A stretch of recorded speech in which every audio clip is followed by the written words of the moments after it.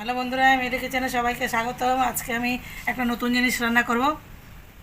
তোমরা কে কে খেয়েছো জানি না। ইঁচড় দিয়ে ডাল, আজ মটর ডাল দিয়ে ইঁচড় দিয়ে রান্না করব।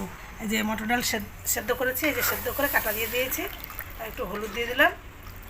এবার এই যে ইঁচড় কেটে ধুয়ে রেখেছিলাম হলুদ দিয়ে, এবার ইঁচড়টা দিয়ে দেবো। এবার দুটো কাঁচা লঙ্কা চিড়ে দেবো, আর দিয়ে দেবো লবণ। এবার দিয়ে দিচ্ছি লবণ পরিমাণ মতন। এবার দিয়ে দেবো 2-3টে কাঁচা লঙ্কা চিড়ে দেবো। ডালের সাথে 2-3টা ডলে দিয়েছি, আর 2-3টে দিয়ে দিচ্ছি কাঁচা লঙ্কা চিড়ে।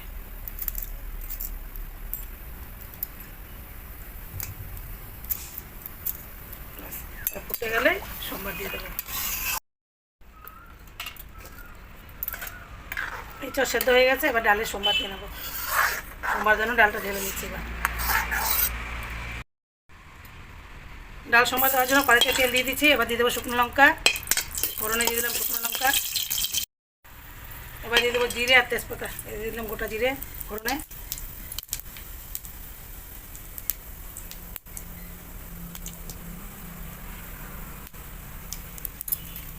আর জিরেটা এবার একটু চামচ দিয়ে এবার ডলে দেবো, তাহলে জিরের সেন্টটা ডালের মধ্যে হবে, খুব ভালো লাগবে।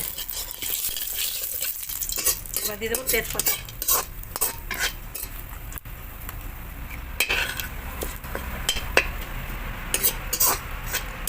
এবার ডাল ঢেলে দেবো।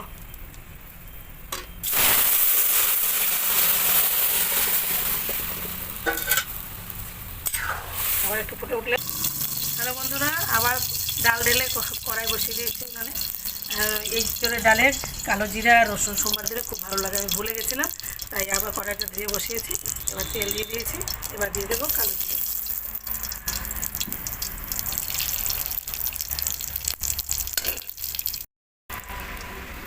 এবার দিয়ে দেবো থেতলে রাখা রসুন।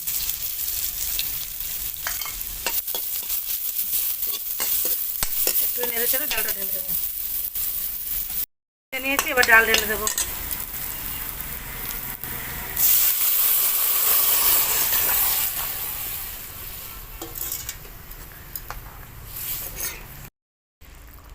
ডাল হয়ে গেছে, এবার ধনেপাতা কুচি দিয়ে নামিয়ে নেবো।